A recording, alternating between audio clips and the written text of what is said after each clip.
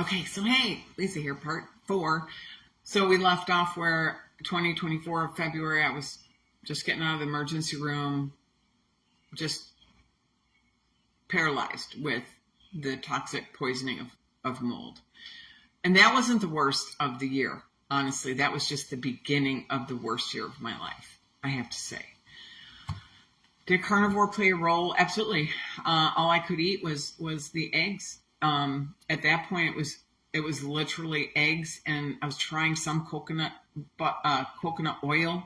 I couldn't seem to tolerate the tallow, the butter, the animal fat. I couldn't do beef. I couldn't get any of that in. I could get eggs and egg yolks and some coconut oil for calories. I was losing quite a bit of weight too. But anyway, so I wound up trucking through the next year. 2024 was absolutely the worst year of my life. And I was just trucking through with a husband who was still in denial about the mold, the monumental cleaning we needed to do, the clearing out. It wound up that there was mold on my mattress. There was mold on the clothes in my closet. I was breathing this in every night. I mean, it was incredible. But fast forward, so I can just finish it up real quick and not talk too much about the mold.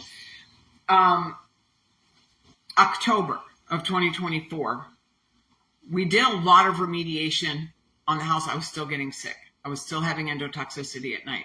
So we quarantined me off of one part of the house. I slept over here on a couch, and I will talk more about the story in detail later. But when I got on this side and I was out of the mold and I felt like, oh, I can have plants again. And I had water diarrhea, so I thought I needed fiber. I thought I need to eat fiber. I need to eat so I don't have diarrhea anymore. And sure enough, I started eating all the plants, okay? I did not learn what I needed to learn originally in Dr. Berry's group about the oxalates, the FODMAPs, the leptins, the histamines, all the things, let alone I had this mold exposure and how that affects my symptoms to food. So what happened was I just ate all the things. I remember going to Costco, buying the big bag of hemp seeds. I went to Costco and bought this, that, and the other thing. I bought buckwheat flour. I was just trying to eat the healthy plant-based foods that were supposed to be the healthiest for me.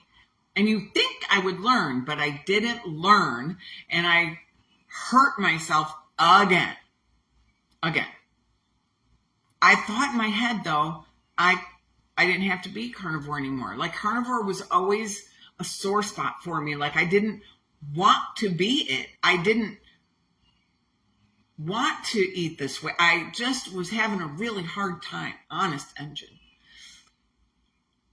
As Dr. Berry says, I had to have a paradigm shift or a reset of my mind or a renewing of my mind, as it talks in the scripture.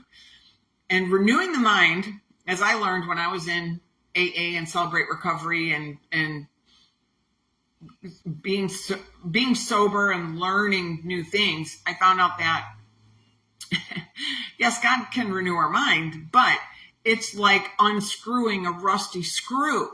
It is not easy. Oh my gosh, it hurts. It's hard. It's crazy. So I was still fighting this battle between the plants and the carnivore and all that Dr. Berry, I learned, I heard what he said, but I guess I just didn't want to believe it.